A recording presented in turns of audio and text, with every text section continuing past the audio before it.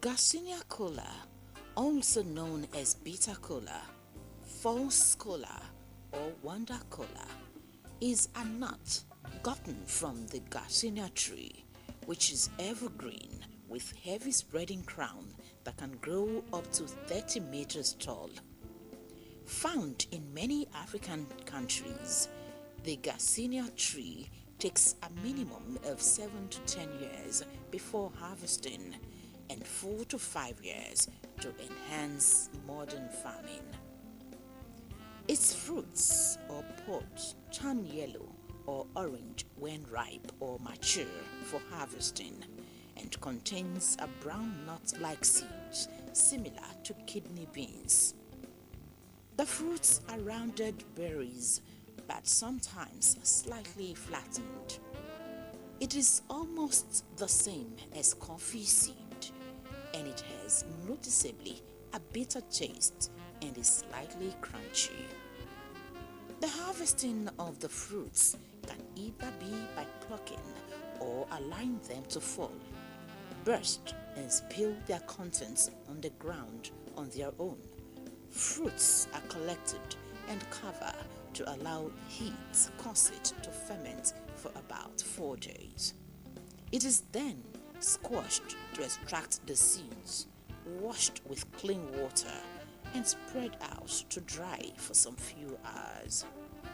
According to medical experts, the bitter cola offers many nutrients and is high in carbohydrates, fats, potassium, vitamin C, calcium, iron, and caffeine. Locally referred to as Orobo in Yoruba, Akinu in Igbo, and Nanin Jingoro in Hausa, and served in many traditional festivities, the bitter cola, apart from its healing properties, can also be considered traditionally as a strong spiritual tool for prayers and fortification. The bitter cola has also been used over the years to combat cold and hepatitis. A medical study on the effectiveness of bitter cola in 2003 proved that the bitter cola fights against inflammatory conditions like arthritis, and the colaviron found in the bitter cola may protect against hypocalcemia in people with type 2 diabetes. It is said to protect lungs, aid in weight reduction, improves eye health, help alleviate chest cold, treats impotence, and boosting sexual stamina, as well as combats cough. The bitter cola is also a natural herbal remedy to all sorts of food poisoning. Scientifically, the saponin and tannin bioactive components found in the bitter cola have been proven to help in isolating all kinds of sexually transmitted diseases. The bitter cola also relieves gastric disorders, bronchial diseases, fever, and serves as anti-cancer and reduces blood pressure. Bitter cola is a natural remedy to balance sugar. That's first of all. And second of all, it neutralizes poison. We use it for clarity of our voice and so many other benefits. It makes my bowel, my stomach to be free. And whenever I want to defecate or eat, I use it. I take Coca-Cola because it's good for eyesight. It's a body purifier. I saw that when you have stomach upset and you eat it, it makes it stop. Another one is good for cough. When you have cough, you chew bitter cola. Good for my health, one. Then two, traditionally, every strong African man, if you are traveling, you must have alligator pepper in your bag and at least two seeds of bitter kola for defense, for health purposes, and in case of emergency. Medical experts warn that the consumption of bitter cola in high dose can cause insomnia due to the presence of caffeine. It could also cause irregular heartbeat, slows blood clotting, and could cause anxiety. They advise to eat not more than 2 nuts a day.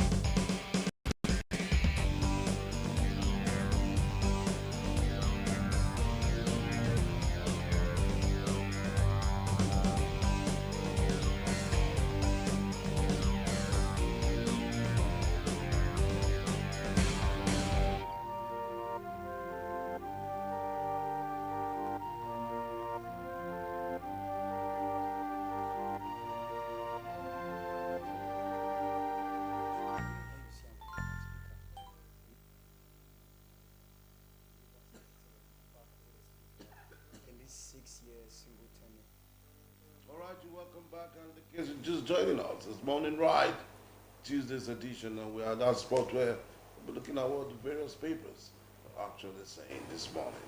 And joining us as usual is in-house analyst, Henry Wednesday. Henry, good morning. Good morning and nice Good to be here morning. this morning. Ife, so good to see you once So again. good to see you. Yeah, Charity, they say begins at home, and we'll kickstart this morning with the Pointer newspaper that has a minimum wage, which is on the lips of everybody. Federal government keeps workers in the limbo. That's what the Pointer is saying this morning. And Labour calls 100,000 offer starvation wage. It is no more the minimum again. It's no more the take-home wage. It is now starvation wage. Because most likely there are feelers or there are fears that the federal government might eventually peg it at 100,000. Well, they declare strike today. That is the agitation. And I'm sure if the federal government knows that there's going to be a strike from today, then probably they might peg it eventually for 100,000 naira. All right, indigent World Health Insurance, Delta State government gets World Health Organization's accolades, captures 25 million enrollees. That's it for the Pointer this morning. All right, let's look at the Guardian newspaper this morning. Piecemeal restructuring. Role as House revives single 6-year tenure bill after 4 failed attempts. Phase out electricity subsidy, the 6 governors tell federal government. And bandit shot soldiers kill several persons in Niger, Katsina. We also have power crisis deepens as Gencos receive 4.7% of invoiced amount. Labour insists on 250,000 as state governors earn 6.1 trillion naira in 1 year. Youth protest EFCC's raid on Ondo nightclubs. Right, that's it on the Guardian newspaper this morning. Okay. Our next paper for review is the Daily Times. And the Daily Times has it this way. Substantiate your allegations. Directorate HQ, Defense Headquarters, actually challenges artificial intelligence. Substantiate your allegations. Defense Headquarters challenges A1.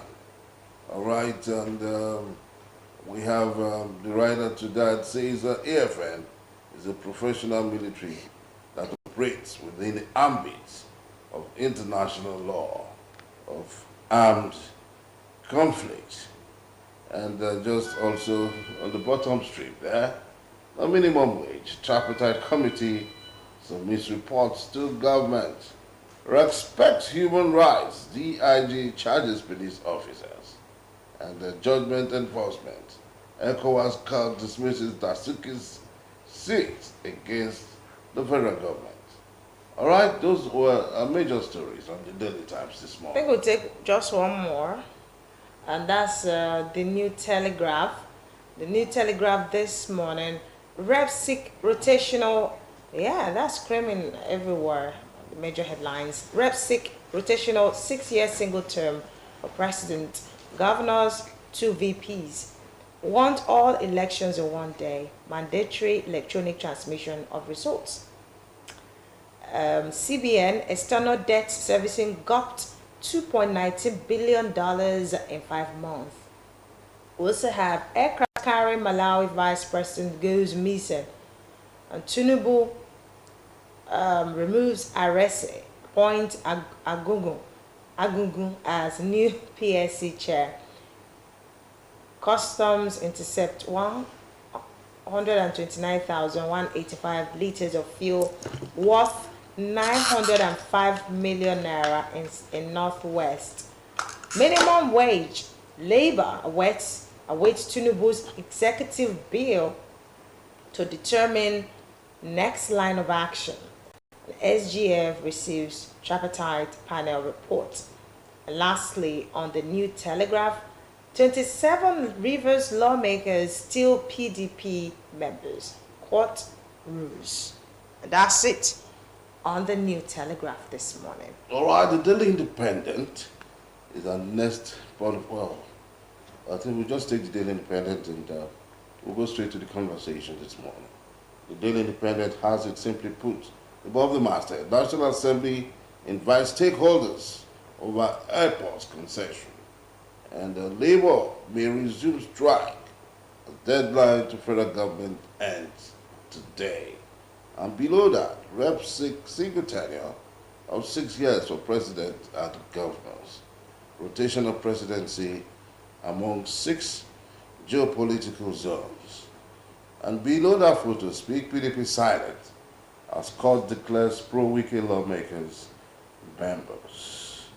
On the flush of this paper, we have Southwest governors adopt common agenda for regional prosperity.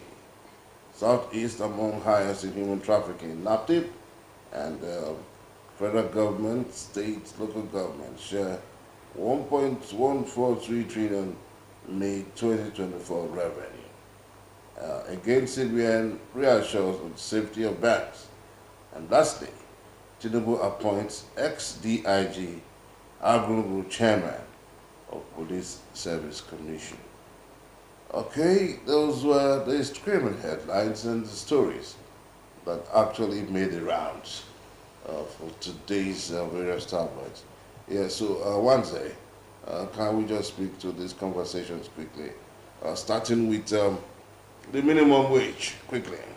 Yes, thank you very much. I know this has been in the lips of all Nigerians, especially the organized labor.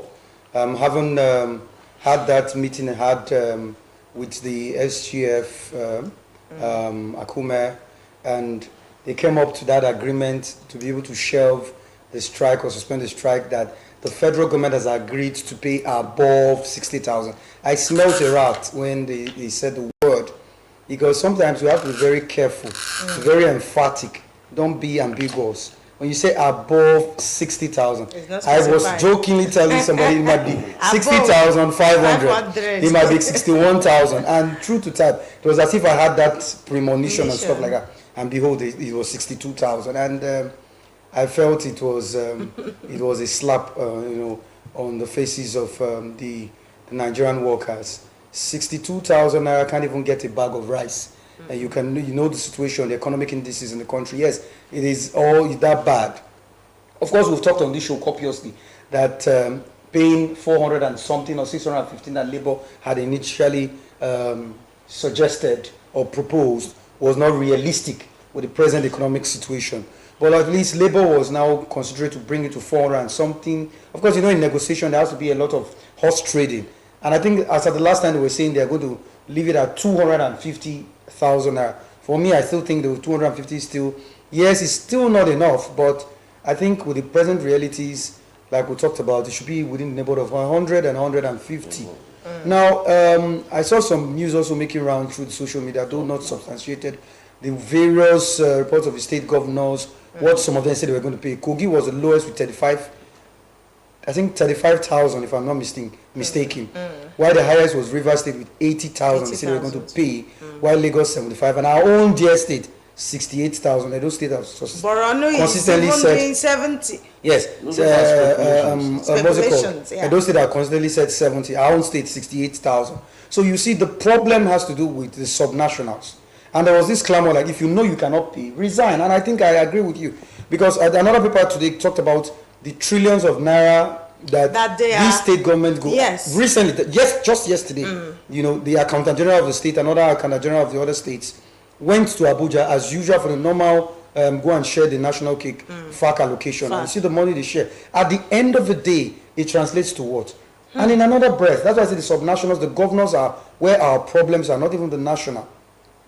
Look at, because they are the ones that are opposing this now. If not, I think the federal government do not have a qualms with paying 100,000. Right. It's because the state governors, the Nigerian Governors Forum, have held the governors in the jugular, in their testicles, and they are not able to move. The point now is that most of you spend money arbitrarily and unnecessarily. Look at the state government, for instance, now, in another bread, buying SUV vehicles for members of the National Assembly.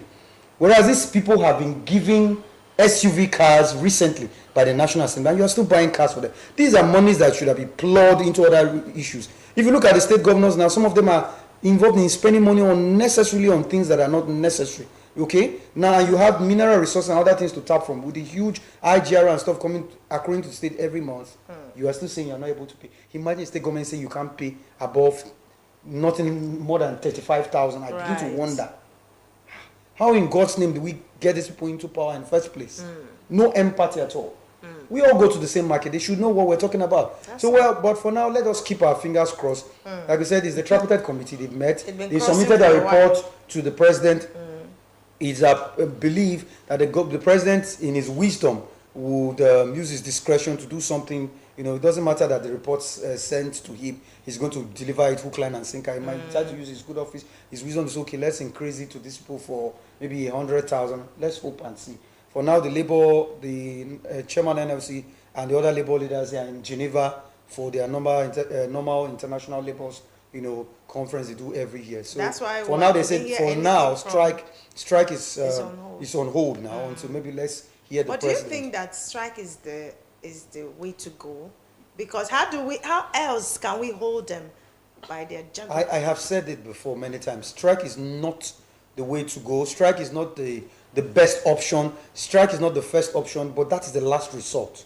Now, you will agree with me that before we got to this point where they even declared strike, there have been other measures put in place, dialogue, seeing this, calling them to do so many to accounts on many occasions. But if they are not willing to budge, strike seems to be the only tool that works for us. The only And language that they it's understand. unfortunate that we'll degenerate to that level of getting to strike because it cripples the economy. It makes the economy even Indeed. worse heat for it. That's So we right. shouldn't get to that crossroad where we now resort to strike. All right. Ordinarily, your house shouldn't be on fire. And you're chasing rats. It's an aberration. It's an operation. Yes. So why should NFC.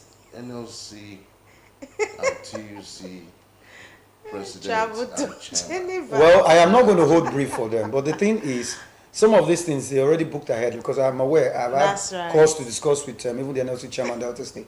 He has even had to postpone his trip, his flight ticket. So you know what it means to reschedule your flight again. You have to pay extra money for rescheduling and so many times because there are very sensitive issues that need to be discussed. But sometimes it is also important for you to go. Don't be a local champion. You go out there and see what other people are doing And ask questions. Exactly. and Maybe say, when they come "Well, are we back, not doing the come right back thing? with- Yes, are we not with doing the right thing? Look at what we are facing in our country. And when you hear other countries where they deal with the other labor issues, you'll be able to come and see how you domesticate it. So That's right. I'm not holding brief for him, but I'm just saying I think that the matter is before the tripartite committee, who now has finished his work and given it to the president. Let's wait for the president. Now, the onus is now on the president to now tell the nation what he feels is okay for the Nigerian worker, what is befitting.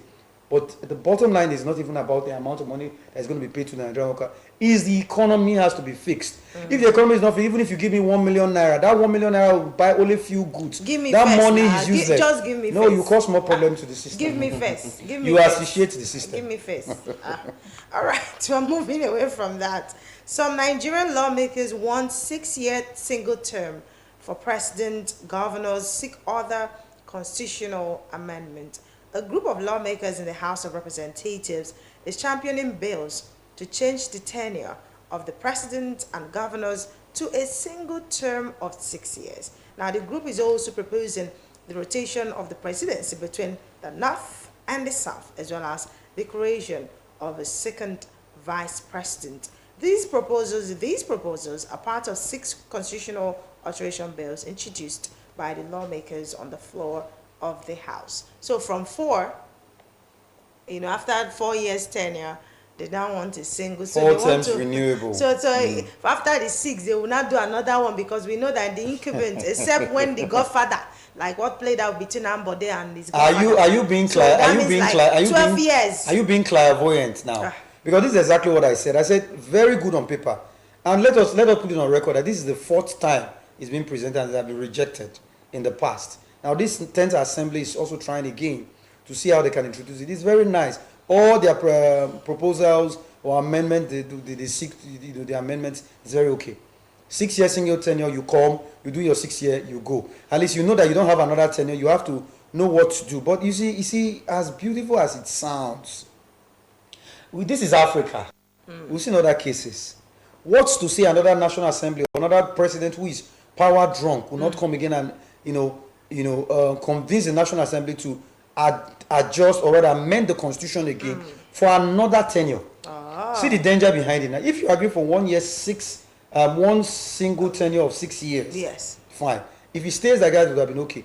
What happens when you have a power drunk president who wants to extend his tenure, like we have in most African countries? And the National Assembly, as we all know, most cases, once they have their people in power, who they are stooges, they will, play to the gallery. And they now give another 6 year.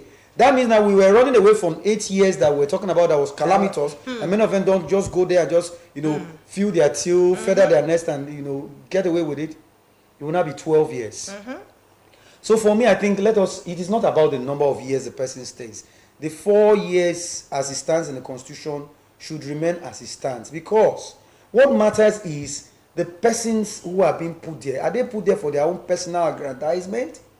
If you are not there for your personal aggrandizement, that 8 years is enough for you to change the fortunes of your state and the fortunes of the country. So it doesn't matter whether you do it 1 year, one single tenure of 5 years, 6 years, because I tell you, the danger behind this 6 years is that another president may come again and ask for an extension, and of course alterations. 1999 constitution have been altered as countless times. Yeah. This is the constitution I have seen that have been altered as many times as you can think of. So another point, there can be another alteration and say another 6 year, making it 12 years. 12. Now the other thing take away from that, I say yes, rotational presidency, it is fine. Although I've always advocated for governance by merit and competence. It's not about turn by turn. This turn by turn democracy, yes, you tend to see you want to fight against marginalization. It tends to fight against marginalization, but on the other hand, you now get to put nitwits, numbskulls into positions of authority, people who do not even have what it takes, all in the name of, it's now my turn, it's now the turn of my brother. You see it playing out in the States. It's not the turn of Delta Central, it's not the turn of Delta North, it's not the turn of Delta South. Even as I speak to you now, people are already clamoring that the next this thing after Central is South. The Isokos are fighting against the Jaws are fighting against the Isokos, the Shekiris are doing, and they say the Shekiri have had their slot before. Now there's no focus on governance. So for me, I think rotational presidency or whatever is not good for our country. We should focus on competence. It's because the way we have so jaundiced our thinking, and we think that that's the way to go. Has it helped us? It has not helped us. Now the other takeaway there that I like from all their proposals, the only thing I take away is that all elections should be done in 1 day. Exactly. Let all the election, whether presidency, National Assembly, yes, governorship, be done in 1 day. Because if it had happened in this last election, you saw the landslide, you saw the flood that swept a lot of people. He would have also corrected so many anomalies in the system. So I support that, and I also support the other proposal that there should be electronic transmission of results. These are the only two takeaways I can take from this proposal that makes sense. But the issue of a rotational presidency, I do not support that, because we all know it is not just about turn by turn, come and take your national cake and go. Then the other one of single tenure of 6 years, I do not subscribe to that. Okay, quickly, I will just take one more story before the Rivers State, PDP silent as court declares pro-Wike lawmakers members. And I also saw the Attorney General of the state actually coming to quote that there was a declaration from PDP to APC by the speaker who is embattled now. So what's your take? I keep saying this, Nigeria is a comedy of errors. Okay, so now Nigeria is a crime scene. See, in a country where there should be a rule of law, we still have people who twist the law to suit their whims and caprices. I have said it on this program copiously. I have quoted Chapter 5, Part 2, Section 109, Subsection 1G of the 1999 Constitution as amended that any person who has been elected by a political party, sponsored by a political party, elected into the House of Assembly, and leaves that political party for another political party before the expiration of a tenure, that person automatically loses that seat. The only caveat, the only proviso is if there is a division in that political party that initially sponsored you, or if there's a merger or there's a factionalization somewhere, that is the only caveat that makes you, that your defection valid in the eyes of the law. Now, I laugh at the electronic and print media, some of them carrying out this story, like the AG of Rivers State has said, that they are misleading, they are fallacious. Yeah, and I agree with him totally. Yes.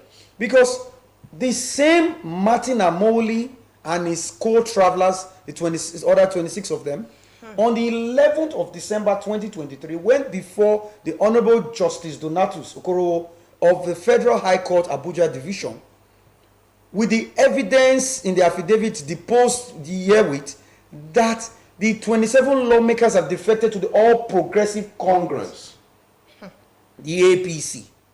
It is there. And the suit is still pending before the Federal High Court, waiting for the determination of that suit to be adjudicated on. So, and there is also a subsisting order of an interlocutory injunction restraining these 27 lawmakers from parading themselves as lawmakers. So if you have these issues that have not been adjudicated on, and another, a court in Rivers State, a state high court, that do not have a local standard, that have no jurisdiction on this matter, stating that these people are still members of the PDP because, according to you, they have not been able to prove that these people are already members of the APC because there's no evidence of registration and stuff like that. I begin to laugh at the kind of judiciary we find ourselves. It's making us a laughing stock. I'm sorry to say, some of these lawyers and these judges are not helping the polity. And for heaven's sake, for a matter that was brought before a court since 11th of December, today is now what? 11th. Today is 11th. 11th of June. That's how many months? Exactly how many months now? Close to, that should be 5 months or 6 months or so, 5 months or so. Now the matter has not been heard. Why are we wasting time? Time is very, very, very important.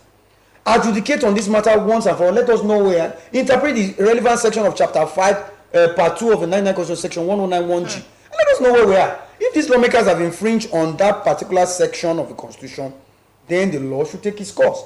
But let people stop, wasting our time, with fallacious stories that these people are still members of the PDP. As far as I'm concerned, they are not. But like I said, it's still left for the courts to decide. So the matter is still pending for now. And there's a subsisting court order and interlocutory injunction restraining them from parading themselves. So they should not parade themselves as even lawmakers in the first place, let alone saying that they are members of the PDP. When you openly, the evidence is there. You swore an affidavit that you are leaving the PDP to the APC. So how can the same court saying he has no evidence and is saying that these people are members of the PDP? So are they going to appeal? Is ludicrous. Who is going to do So appeal? moving forward, There is no appeal. What we are going to say is that the powers that be, NJC as the case may be, who's the body in charge, and the Attorney General of the Federation should prevail on our Lord Justice Donatus Okoronkwo of the Federal High Court Abuja to adjudicate on the issue. For God's sake, 11th of December 2023, and the matter is still pending. Why is the suit still pending, for God's sake? And that's why people are tired to go to the courts. If you don't have the resources and the time, they delay you with unnecessary adjournment. They pen your suit unnecessarily, so you get so tired and leave the case. Why will a case? I don't know the amount of case he has on his desk that he cannot adjudicate on this very issue. And the importance of this issue is very paramount, because it determines where we move in this country. If this case is adjudicated on, if they want to appeal the case, of course, they have a right to appeal. They can appeal till get to the Supreme Court, and the Supreme Court will also give judgment, which will take another amount of time. And let it be adjudicated before this tenure of this administration, winds down, so that it becomes a law it becomes a watershed, so that all people will learn that you don't just wake up one morning and say, I am no longer going to be in this political party for no reason, because you don't like the face of the particular party chairman, or you don't like what is happening. When there is no valid reason, when the law says, unless there is a factionalization or a division in the party, you don't just move out and cross carpet like we used to do in the And past. then you're That's back. correct. You just go and come If back. not, what's the essence of having that particular section in the Constitution?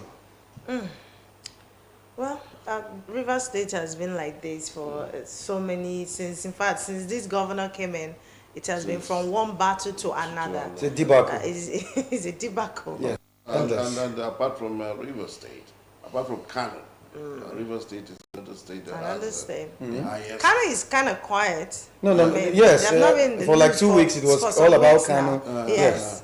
That doesn't mean, like I said, there is always calm before the storm. Okay. So let us keep our yeah. fingers crossed. Fingers has been crossing. We're always crossing our fingers in this country. That's all we know how to do. Thank you so much, Mr. Henry My Wanze. pleasure. As always. Yeah. So we'll take a break at this point. Thank you so much, Henry. We're able to at least Thanks for hit having on three major Issues. issues that are actually burning for me. That's right. You know, we'll take a break and we'll be back. Stay with us. Tuesday's edition of the program Morning Ride.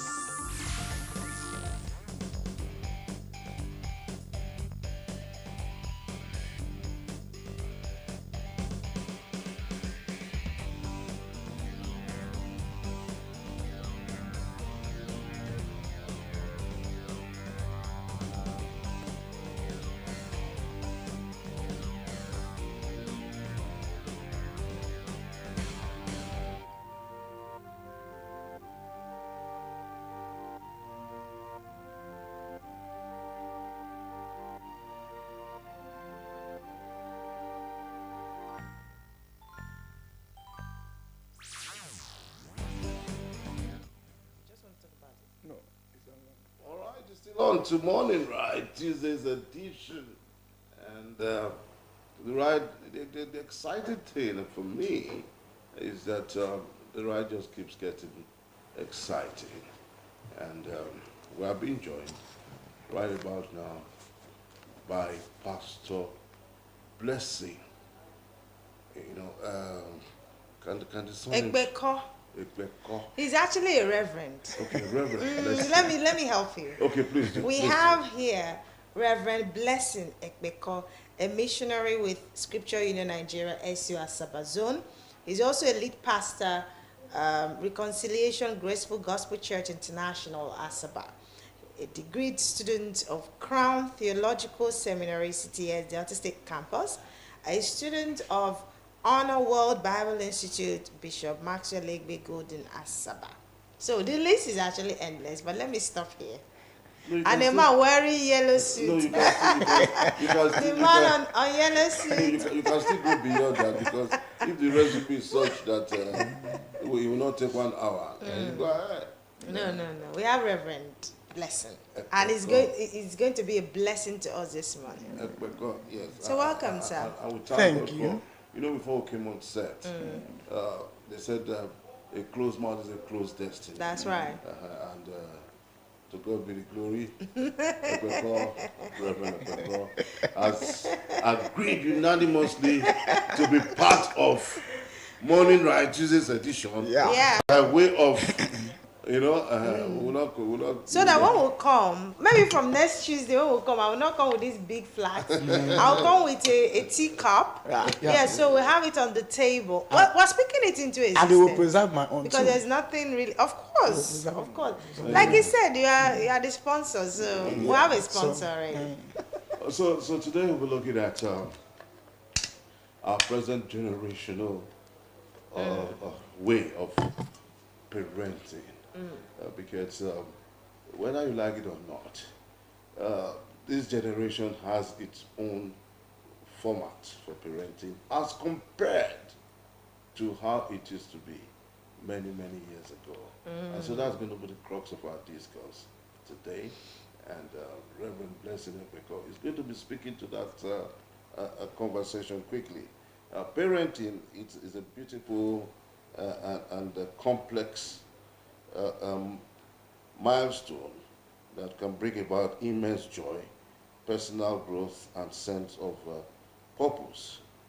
And we know that parenthood is a journey that involves raising children and nurturing them into capable, independent individuals. It also encompasses the responsibilities, joys, and challenges of caring for offspring, including providing love, support, guidance, and resources. All is a gamut put together. Why can't you speak to that quickly? Well, good morning, viewers. This morning, once again, you are all welcome. We are here to discuss an important topic that, if nothing is being done, it has the power to destroy itself. It has the power to destroy families. It has the power to destroy the state. It has the power to destroy the entire world. That's just the truth. Sure. Because I remembered I saw something on net some years ago when a woman, that the son is one of the problems we have in the country, and the woman was saying how I wish that it will be possible for her to advise the son. I just looked at, and the guy is a notorious guy.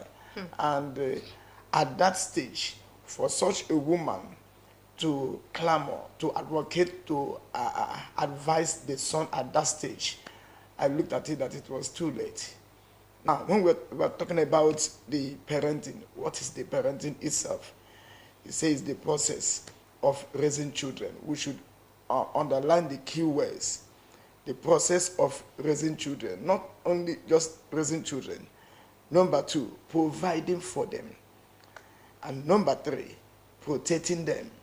And number 4, caring for them.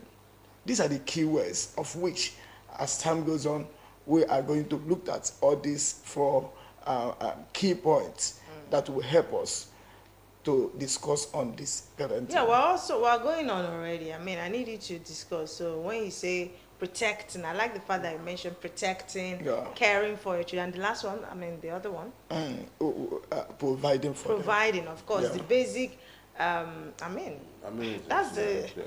the basic thing a parent should do, providing, because you brought me into this world. You should provide for me, right? Then you protect me as a parent, and you care for me. I think those are normal things. Like, it's not out of the blues. Yeah. Something that parents should. But these days, in the 21st, this is 21st century. Gen Z children. Gen Z. Okay, Gen Z. Gen Z bodies. So these days, some parents think that once you are of age, sometimes they don't even get to, the children don't even get to 18. They just, in fact, they start telling you that, see Labaja, see ABY, they are doing this, they are doing this. Especially these 21st century children. You see somebody who is 15, they are living large already. They are living their future already now. Yeah. And some parents, they use that person as an example to their own children. What has gone wrong? Parenting of today and what we had in the past. How do we bring that back? That instilling discipline. I remember someone told a story of how, is it even working? How a parent, somebody gifted a child something, and the child said, I can't take this. And the man asked to see the mother.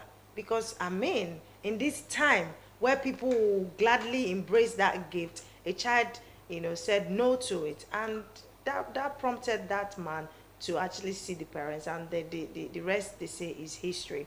But these days, we see so many children wanting to, they get quick get rich quick syndrome is everywhere. So what has gone wrong? What has gone under the water, and how do we start correcting that, using the spiritual background? Professor Nome, indeed, I have a lot. Yesterday, when I received a call that I'm coming here, I put something on my Facebook. What I put on my Facebook, and I said, if we fail to parent our children positively, they will end up by parenting us wrongly. If we fail to parent them, and that's what is going on today.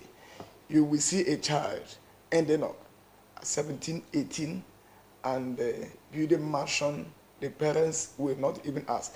Now, we cannot fail to say something here from the Bible. The Bible says in the book of Proverbs, chapter 22, verse number 6, it says, train up a child in the way he should go, and when he grows, he will not depart from it. One of the problems, I moved from school to schools in Asaba here. Okay. And one day, I put a question across the children, and I asked them, how many of you know your mommy's and your daddy's password? Sister Ife, you will be shocked to hear that almost all the children knows their password. Okay. In those days, there was something like phone. And there was a time I asked the children, I said, please, can you just write to me, just write a letter to me. Just write a letter. And one told me that he is tired of messing up with the maid in their house. Just imagine, a child in primary school. What happened? He said that sometimes he can pick the parents' phone. He said he knows their password. He said he will just enter the bedroom. He said he will be watching all these pornographic films. In those days, it was not like that. And there was a site like that. A child told me that they are learning how to become a Yahoo boy. In those days, it was not like this. So, this phone of a thing is good, but we still have disadvantage on our children. I gave my children my phone and I said, can you open the phone for me? And they tried. They said they cannot open. I was happy they can't open it. My children are too tender. But sometimes, most of our children and most of our parents, we give our phone to our children without even knowing what they are doing. Some of us will slept off, and these children will use our phone and be browsing and be browsing and then be browsing.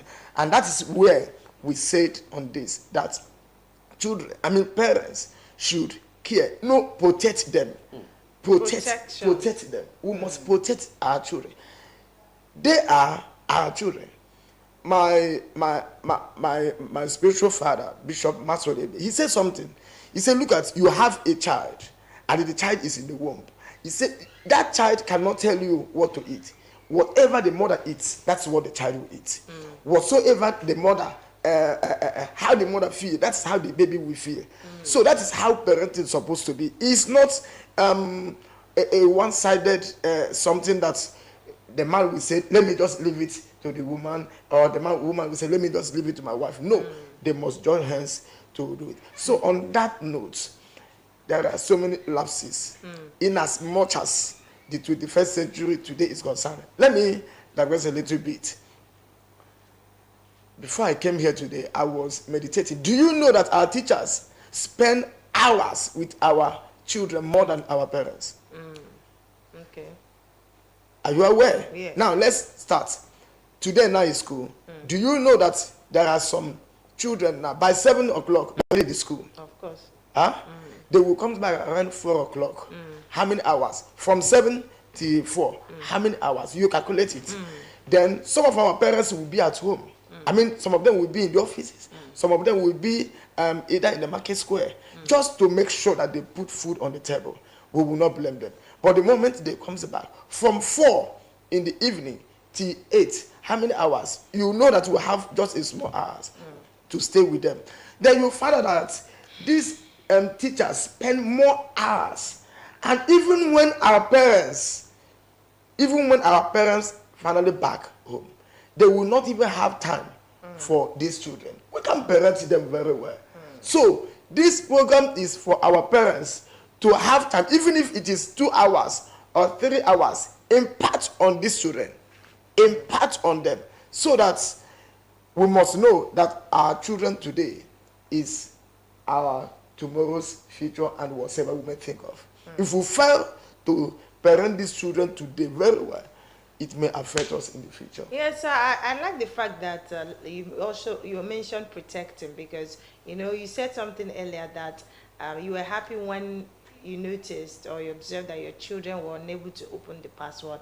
I mean, it's different strokes for different folks. Yes. I, in particular, I'd want my child to be able to operate my phone or open my phone, especially when there are emergencies. Okay. But then, in protecting, you as a parent knows that in giving your children this phone, you don't give them to start surfing the internet, looking for what is not looking for them. Maybe you're giving them to check for something or to do a video together or to do something very important, educative. Yeah.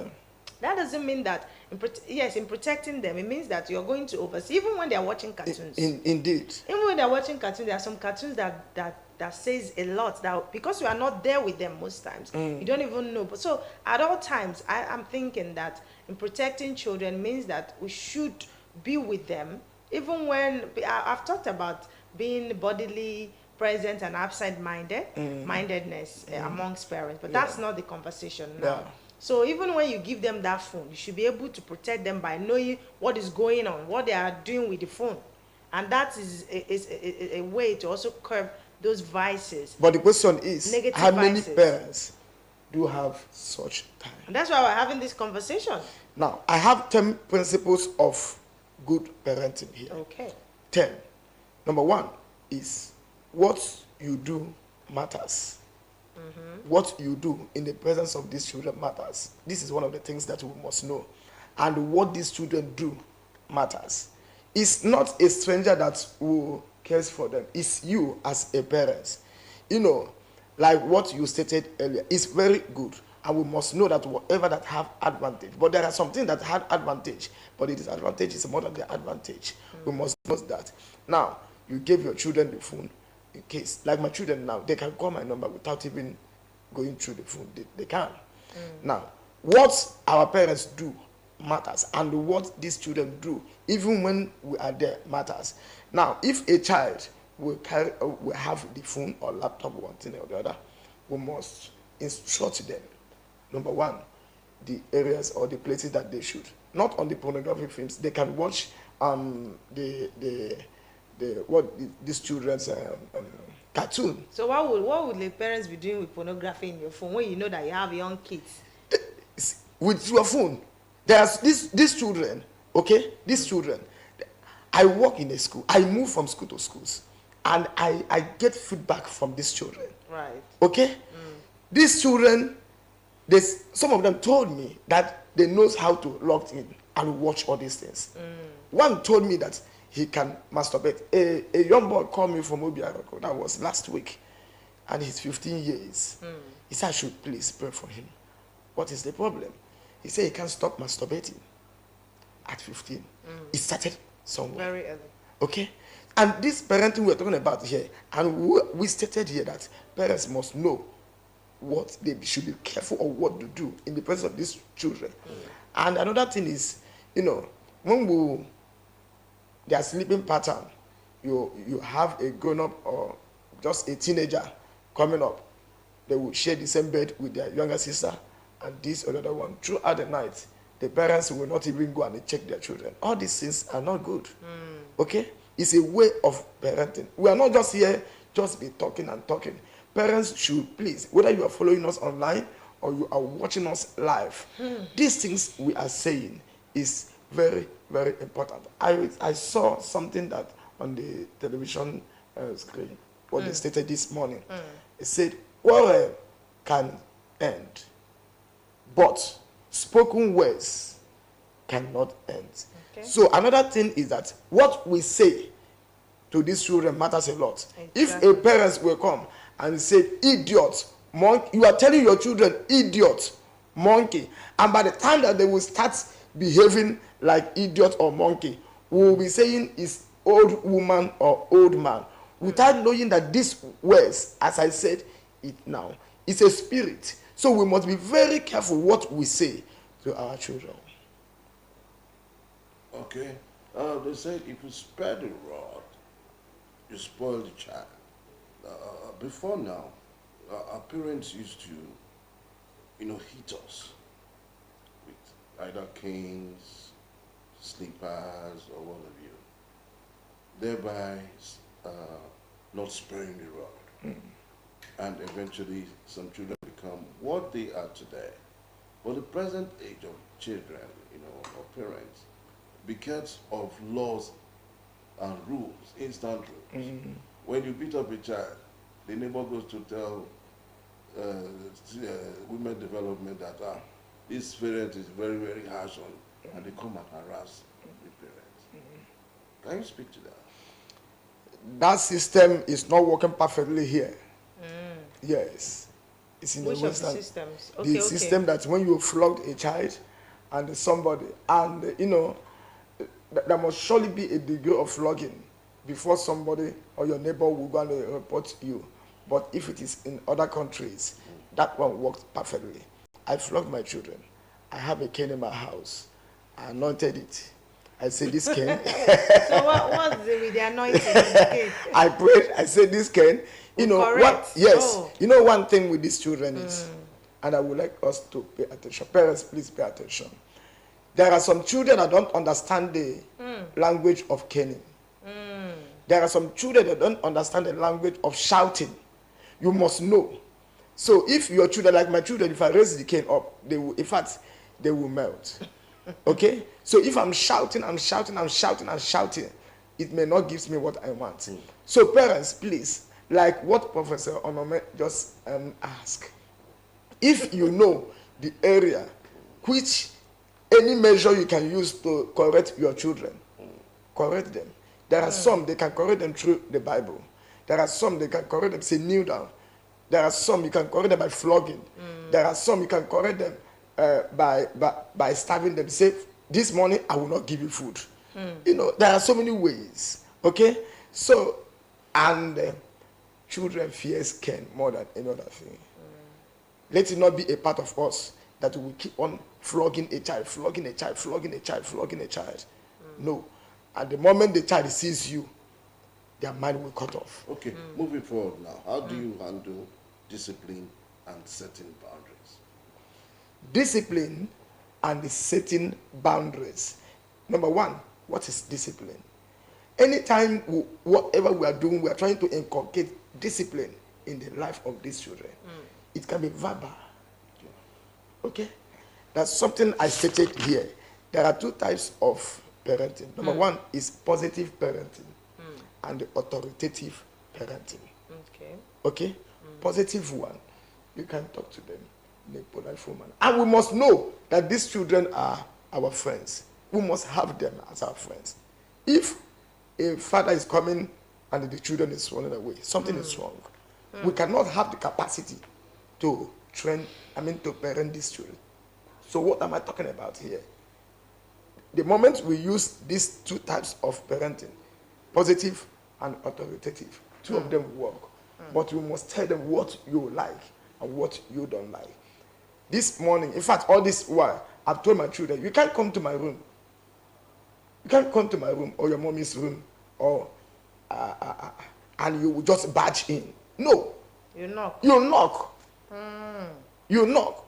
This morning, before I started coming here, before we had our morning devotion, my first son was knocking. Go, go, go, go, go, go, go. I said, why are you knocking like that? Why are you knocking like that? Now they have known that anytime they are entering my room, they must knock. They have a boundary we have set for them. Okay. And they're working So towards it. I was having a conversation with a colleague of mine yesterday, and Okay. we're talking about the fact that it's not, see, you can only try your best. Yes. It is God that trains children. That Yes. was her exact words to me yesterday, because we were analyzing some children where when their parents have done their best, they have given their best. But the question is their best really enough? I understand that God helps parents to train children, but what is the best that they have done? Is it that, oh, they have money, they put you in school? Are they really there? Have they really done their best? That's the question. So let's hear your perspective, going back to the Bible now. Train up a child, that's the commandment. Yes.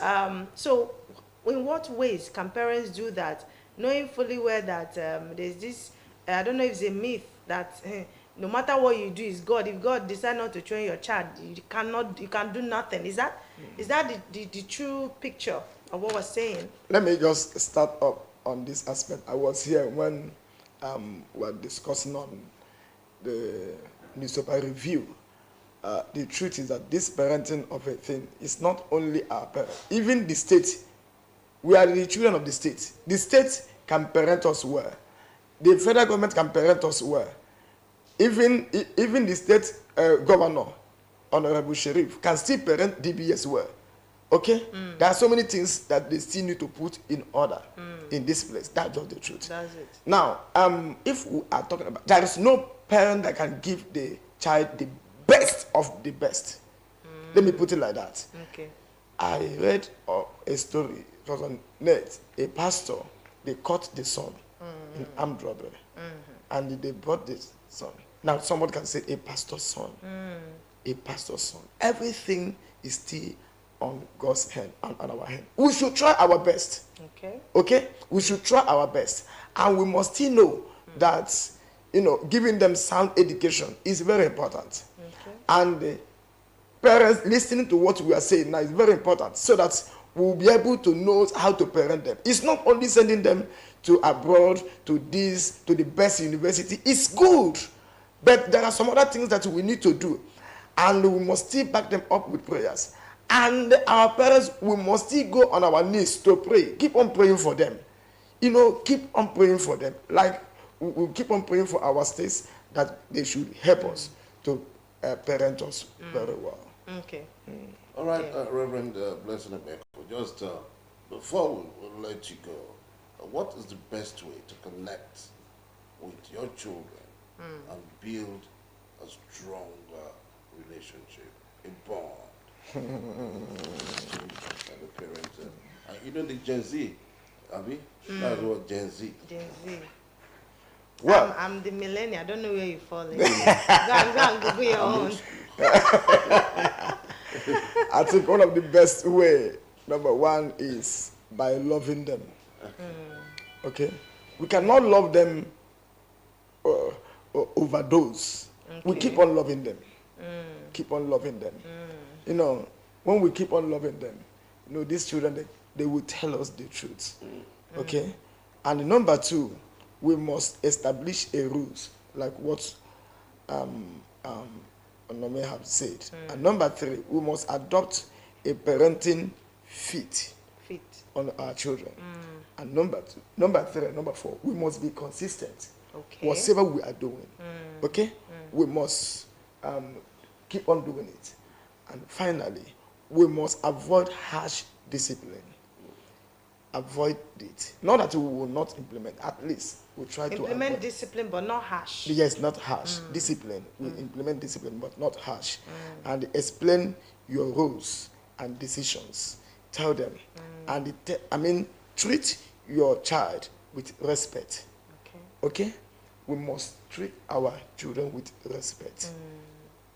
We owe them respect. Respect is reciprocal. It's reciprocal indeed, yes. Right, thank you so much. We'll be speaking with Reverend Blessing Emeko, missionary with Scripture Union Nigeria, Sabazone, and also a lead pastor, Reconciliation Graceful Gospel Church International, Asaba. Thank you so much, sir. Thank you, ma'am.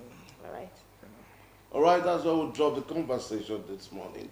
I'm sure you did enjoy every bit all the way through. We'll take a break and we'll come back.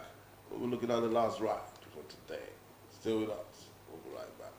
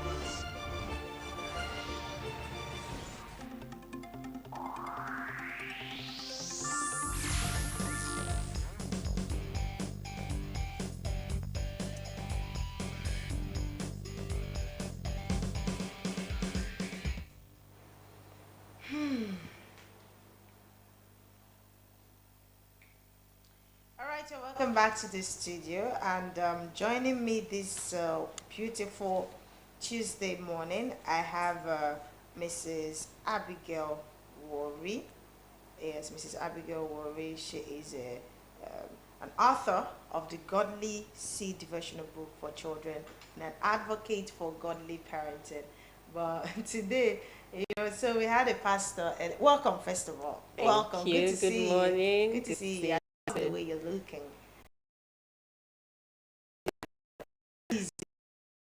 You're also looking good too. Thank you so much. The only thing I want is just this your host. It's just the host. Yeah, No I'm problem, gonna no go problem. with it. From here to your hands. All right. So we're talking about, we're focusing on the how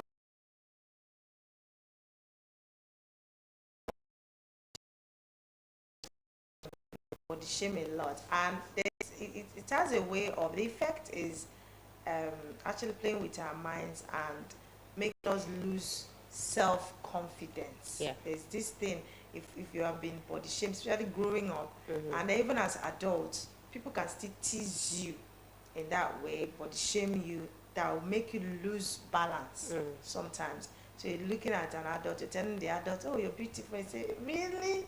Really? Because you don't know. Yeah. Because people, you are used to people telling you, look at her fat face, look at her fat leg, look at her short leg, look at this, look at that. So that's the, so many ways that we body shame people. Yeah. When you tell somebody your nose is too big, your head is too big, your leg is too short, your hand is too short, look at you, you're too short, you're too tall, you're too fat, amen. They have psychological effects Yes. on people. But now that you're here, there's this trending story. It is, twist- I think her name is Olivia, I don't remember. And then it came up, and there's so many things. I don't know if her mind, that's her mind trying to play fast one, but the fact that people really body shame her. Now, where is this body shaming coming from? Is it pressure or from her classmates or from adults? No, adults can actually body shame children. Yeah. I do that. I'm guilty. Especially my daughter, I say, look at how skinny you are. That's the way. But let me hear your perspective. Okay. So I saw that story. I think that was last week today, and a lot actually went through my mind, and that's which, like I said, so many even adults experience body shaming. But the truth is, in as much as we can say that body shaming is not good, there is awareness about it, not body shame, but I also feel that you cannot totally take it away from the society. Yes. So Because now, what is body shaming? Because I asked in the student, someone said, what body shaming? body shaming is just someone um, uh, um, making a joke of imperfection that you have. Oh, Yes, your physical imperfection. You know, it's nobody that is perfect, right? We all have one body insecurity or the other. We some all people that are perfect. Though. no, that is what you think. Looking at them, No, that is what you think. appearance. That's what I'm saying. Do you know I had this friend one time ago in secondary school? She's so tall, and I admire the fact that she's tall. I For brief I can understand. girls like us. So we see very tall ladies like that, we admire them. And while I was busy admiring this fine, beautiful girl, she not told me that one day that what she like about herself is that she's tall. Did you get that? So most times, the things you admire about certain people, that is like, you see a very plumpy, beautiful looking lady, Right. tells you that, oh, I am too plumpy, I want to be skinny. So there is no perfect human being. We all have our body insecurity. Okay. We all do. But then again, says it that we are wonderfully made. Just accept it. Most time for the ones that you know, you cannot really do anything about them. have any control over it. Like there's nothing you can do. Yeah. Like for instance, you're short. High Your heels. toy, your toy. Yeah, your toy. You cannot reduce You your can't even height. reduce it. The toy is even worse because you can't wear shoe to lower your Maybe height. what you will not do is that you will not wear high heels. You just Do you remain understand? tall. Then maybe if you are short, you can say, okay, use high High heels to help heels to yourself. just Do you destiny. understand? That's the least you can do. But for you to totally say you want to do something about it, you can't. So what do you do at that point? You accept it, you own it, and know that that is your uniqueness. At the end of the day, this body we talk about, those are your uniqueness. They are unique to you. And you say, oh, I am short. And you realize that people like you, that you're short. You're just surprised. Yeah, I just like height, and you're like, whoa, like you like my height. I'm growing up. Of course, I know I am not so, and I feel so insecure about it. Especially when you're standing among top people. Those very tall. But now, to an extent, I'm beginning to feel comfortable on it. Okay. Like just realizing that yes, you might appear small, and people undermine you when they see that When you're they small. see They you're just look at you and be like, This small girl. But most times, when you now start unraveling what you have inside of you, they be like, this now small body with big container, Exactly. small girl, big God, that kind of thing. And sometimes I just feel like, okay, the fact that you don't see me coming, I like it. That is confidence. You have confidence. You've built confidence. But some people didn't get to that point. They let people, all those things that they say to them, it didn't come to them as when you're pouring water on a stone. It got to them. And till date, even growing up till they become adults, they are still walking in the shadow of themselves. They allowed That's it. what I'm saying. So how do you build that confidence? Well, And not allow those, it's a decision that you have to make. I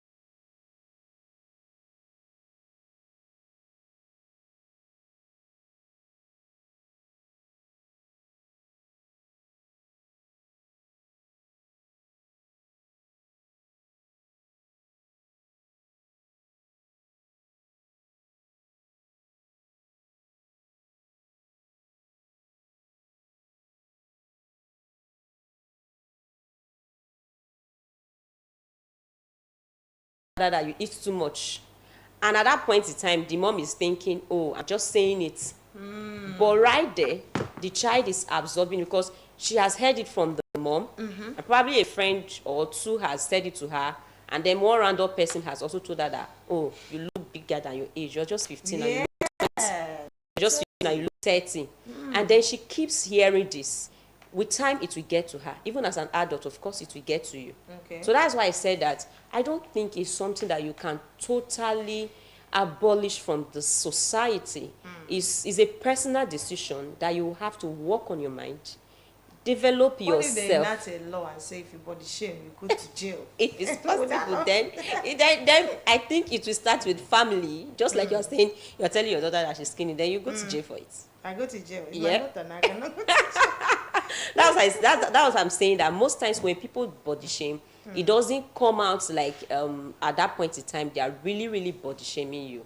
It's from a place of, oh, let me just tease this person, jokingly saying it, and maybe the person feels that you didn't even take it. I can tell you, there was a day I went to see someone. This person, if they tell me that this person was going to even body shame me, I will never ever believe it. Do you understand?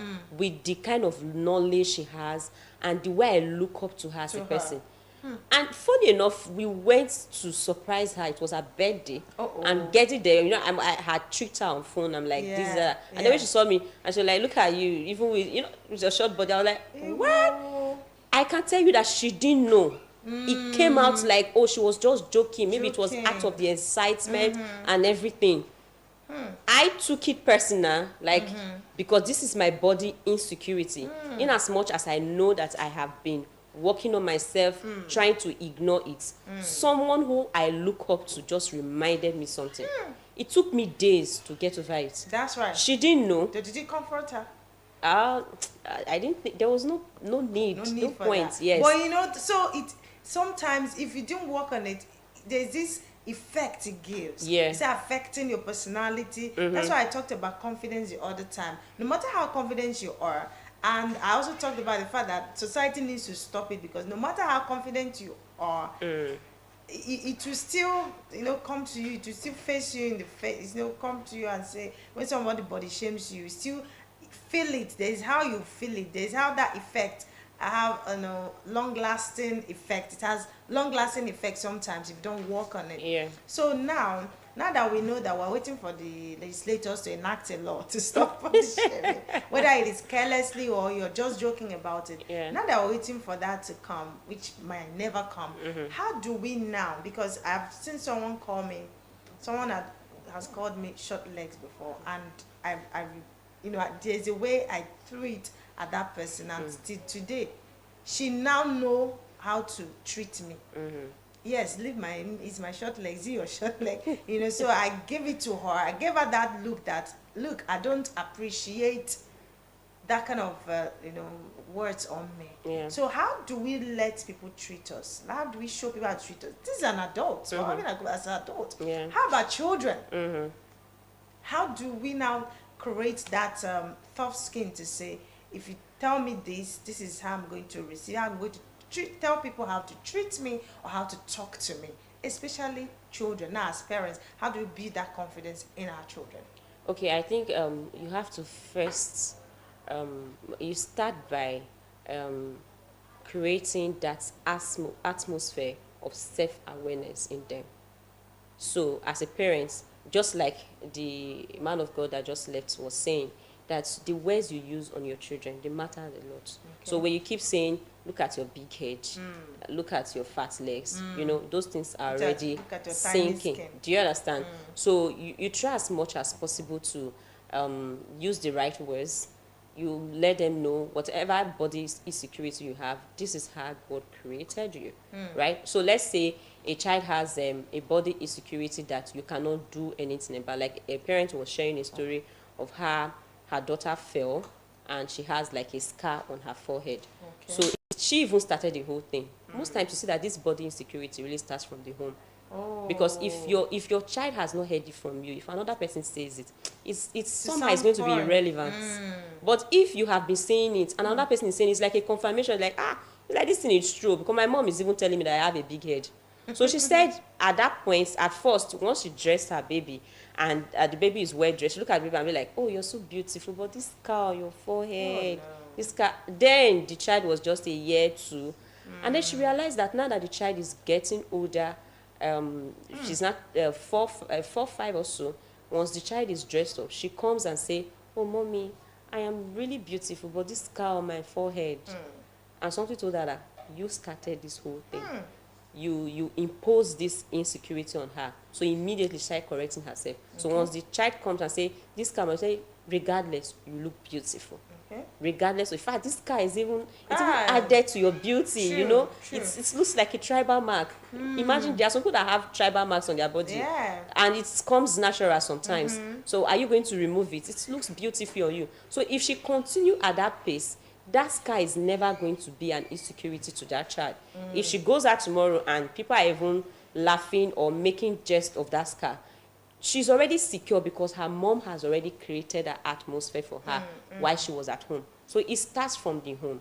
So start by reminding your children that they are beautiful. And if maybe you see that says otherwise, if anyone says otherwise, they should ignore what they are saying. Does not matter.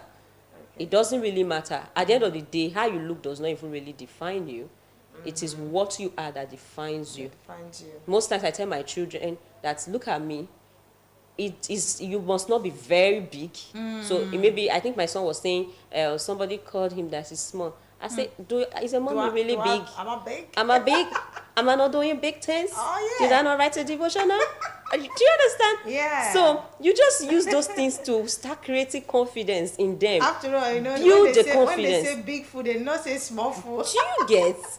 Build the confidence in them that regardless of how you look, it is who you are that matters. It is what you have on the inside that matters. It's not your physical appearance. Have you seen some people appear physically fit and everything, but maybe when they now go and do checkup and all those things, say this person is not even fit for the job? Or you see some people, they come out looking all smart, beautiful, and when they open their mouth, to be like, hello, who is talking?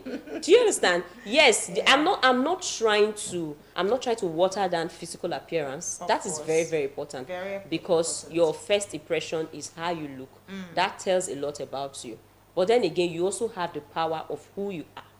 So if you know that you cannot meet up with your physical appearance, which I think to an extent you can even do something about it. Like I said, you can look for clothes that suits your body type, and then work on your personality. So when you come out and you own the room, nobody is going to even remember how you were looking. That's right. Do you understand? That's right. So it is about who you are. So I think parents should work on their children's personality, build that confidence in them, make them know that no matter no matter what anybody says about you, that who you are is what matters, and this is who you are. You can do great things, regardless of how you look. Whether you're dark, you're short, you're fair, whatsoever how you look, you are beautiful. So that constant reminder, always telling them, always saying it to them, always building that confidence in them is very, very important from the very early stage as they are growing. So I think I had this conversation with my child, and my daughter, she's a little bit plumpy, and I was telling her that, so if people tell you that you're looking fat, how are you going to react? Try to know how they will actually react to what they will tell them outside. And I feel if it's a situation you can work on, maybe your child is really looking fat, maybe your 5 years, you work on it. Because you cannot keep saying, oh, don't body shame my child, and your child is really looking fat. So you also have to.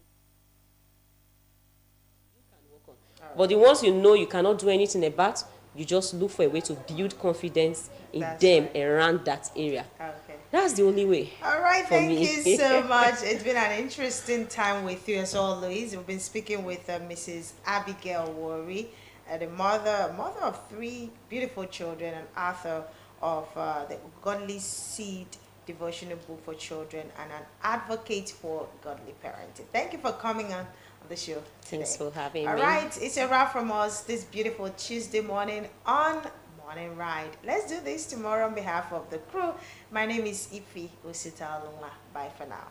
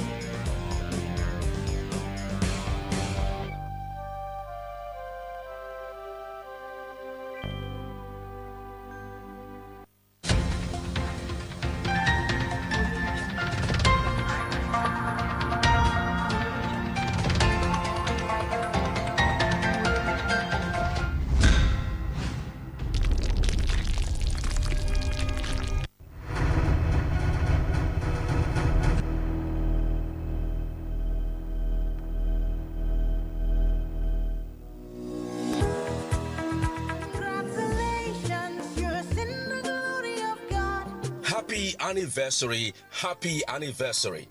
On behalf of the board and Broadcasting Service Asaba, we extend our warmest congratulations to His Excellency, Right Honorable Elder Sheriff Ubrewari JP, Governor Delta State, on his first anniversary in office.